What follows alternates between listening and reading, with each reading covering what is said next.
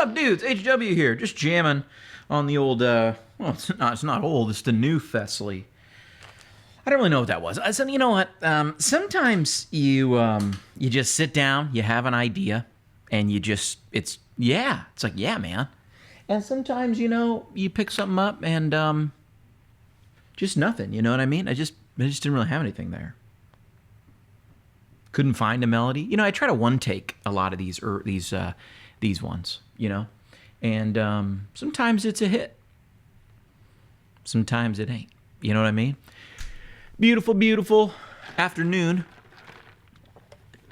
here in Nashville. Went by the old Burger King. Don't worry, I didn't eat the food. Just got a beverage.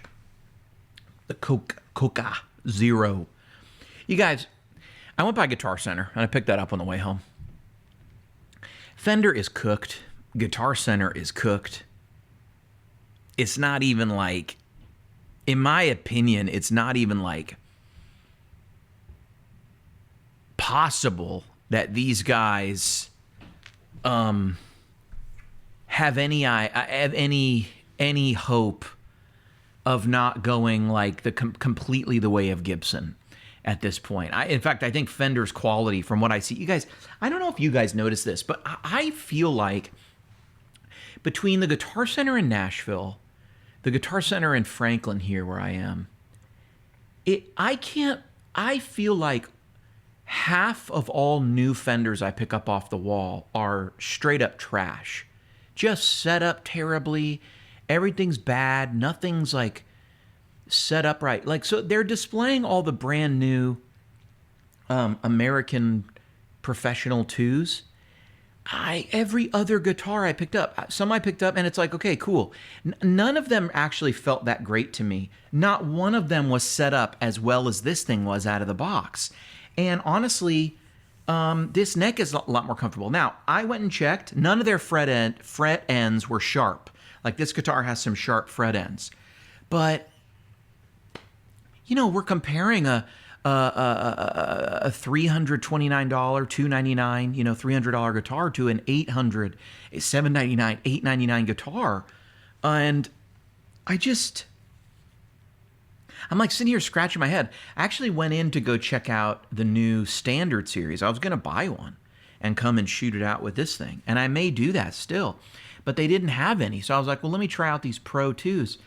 I mean, they were all over the place. Now, I know they might not leave the factory that way, but I don't know what we're supposed to do as players. When you wander into a Guitar Center, you've seen these NAMM videos. They send them out to players to play. You wander into NAMM, and there's a bunch that are just set up not great, it looks to me like there's neck movement, like maybe they were set up and then now they're not anymore. I don't know. And as a retailer like Guitar Center, I don't know how they don't employ a couple of the people. I don't know how it's not the standard thing to go like, here's how you set up one of these guitars, or here's how I don't know, like how much would it cost to hire somebody to just go through the entire inventory over like 2 months and have it all fixed? Now, I might be not understanding this correctly, because I bet they're going to be like, we turn over every guitar in 3 weeks. I don't know. So maybe it's not worth it or something. But man, honestly, of course I picked up a Gibson that was $2,000. That was great. And what's funny? The last couple of years, every Gibson I've picked up has been like kind of decent. I picked up a $2,000 Gibson that was like really nice. And I was like, cool, I wouldn't spend $2,000 on this because I have a bunch of other light guitars. But this could be worth it for someone. Acoustically, I thought it was a little on the deader side, plunky. But that's not all wood is gonna like vibrate a bunch. But man, I really look at guitars like that, and I look at some of this stuff coming out of China right now, and I just go, you guys are not, it's not even immediately obvious to me when I pick up a guitar that's $799 that it's higher quality than a guitar that's $400. And yes, when you dive a little deeper, you might find, oh, I don't love these ceramic pickups as much as I like those Alnico American ones. Yes, that's true. But a person at retail could switch those out for about $200, right? You could buy a set of pickups for a little less than $200 and probably have them installed or installed them yourself for the same amount. In fact, a lot of shops, a lot of repair shops and stuff will do a free install if you buy pickups from them. So that has me going like, okay, well, that's $200 you can take off the price. So now is it $299 versus $599? Because that's the thing, man. If you can't pick up this $700, $800 instruments, if you can't go down to the largest retailer, and we just had Sam Ash go out of business. If you can't go down to the largest musical retailer and pick up a guitar at $799, and it's not immediately obvious to you why this guitar is better than the guitar at $299, at $399, it either means you don't know anything about guitars. You know, you might be a novice who just doesn't know what they're looking at or looking for. And maybe that's me. Maybe I'm completely full of it and I don't know anything. Or maybe I think the more likely explanation is the what used to be a real diminishing returns that would kick in at like 1,500, you know, 1,200, 1,500. You know, 2,000. The difference between a $2,000 guitar and $3,000 guitar was never a ton. You know, between 3,000 and 4,000, it's like indistinguishable. You wouldn't even know. You know, you might play his guitar. And it's like, this guitar is amazing. How much did it cost? And you wouldn't be surprised if you turned it over and it's 37 or 49. You really, you know what I mean? You already know it's very expensive. But it appears that diminishing return has really, really lowered itself down on the spectrum. Or rather, maybe the quality of the lower stuff has gone up and up and up and up. And I just think if you're Fender and you're facing these price constraints where, you know, how do you still produce a $400, $500 guitar with the name Fender on it? Well, at this point, you have to just put the name Fender on the stuff you're producing overseas. And, you know, how do you create that hierarchy in price? I just don't see it. I just don't see it. I mean, I think other than you got to make the cheap ones look cheap, but then your problem there is that you're going to have things coming along that try to look expensive. Now, I don't know that this guitar does a great job looking expensive with this Perloy pickguard.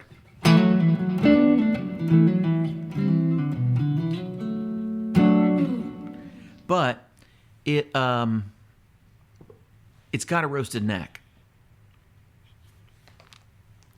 And if they can do it at this price point, I don't understand why Fender can't do it at this price point. And I don't understand why Fender can't, at the $799 price point or $599 price point, get me a guitar that's set up as well as this out of the box with even nicer pickups with their name on the headstock. I don't understand why part for part they can't build the same guitar. And that's what really has me scratching my head, where I go like, these guys are cooked, man. They're going to lose the bottom. They're going to lose the bottom of the guitar world here. And from what I understand, that's where they make all their money. And so do they still make amazing stuff in the custom shop? Of course. I'm not attacking any of that stuff. I also noticed this interesting thing. Fender has started putting Made in Ensenada on the back of the headstocks of all the Pro 2 series. Is that new? Made in Mexico seems to have gone away. Everyone seems to be changing the names. Made in China is now Made in PRC. I saw that all over the place at NAMM. It actually made me wonder if that was some sort of like political thing, like if maybe that's a direction of the PRC, the People's Republic of China. You know, maybe so that it's very clear which government we're talking about, you know, and that we're not talking about another landmass that China doesn't recognize as being outside of China, but everybody else sees as its own country. I don't want to get anybody in trouble, so I don't want to like hold a guitar that, you know, I don't know. I don't think anyone would get in trouble, but it's just interesting to me. Well, let me put it this way. I know at least one manufacturer at NAMM who was making a guitar in Taiwan who was saying it's made in China. And I said, why are you saying that? And I realized it's because the people who owned the company were Chinese nationals. And if they have a company that's out there advertising made in Taiwan, Taiwan, Taiwan, Taiwan, they can face a punishment. I believe they could go to jail for sort of endorsing Taiwan as its own country. So, all that aside, I don't understand why it is I go to Guitar Center. I'm really scratching my head. What is systemically the problem? These things are brand new. They just got in. Were they exposed to a bunch of weather? Is there a way you can have them set up on the other end? Is that worth it for a $700, $799 guitar? You'd think that maybe if you got in 20 of them, you could just look at them real quick. But I don't know. But my point is, I'm getting these right out of Amazon. They're leaving them right on my doorstep. And yes, there's cheaper components here. These parts are cheaper. But the setup's well done. The frets are kind of well done. The neck is roasted. Grover. I'm scratching my head as to why at these lower price points we should be, paying $799, $599. Look, if a guitar is great and it speaks to you, buy it. But it also really makes me worried for the fact that I would not at this point, from what I keep seeing, and this has been going on for kind of months, and I haven't wanted to say anything. But then today I went and I was like, these are brand new Pro 2 series. I don't understand why the setups are all a bit on the medium to high, range, and why do they all kind of feel like this? I don't know. It led me to just go, I personally would not buy one of those things sight unseen. And if you won't buy a mass-produced guitar sight, now I'll tell you what guitar I would buy sight unseen. I'd buy any PRS SE guitar sight unseen. How are they doing it? How are they doing it? So in my opinion, also, I'll just say this. I see a ton of stuff on clearance on my local Guitar Center. Stuff that the gear that I see has been in there for months and months and months and months. And now they've got all the used gear section has a bunch in there. First of all, the used gear section is full. Like I've never seen it full in every guitar store I go to. The used gear section is full.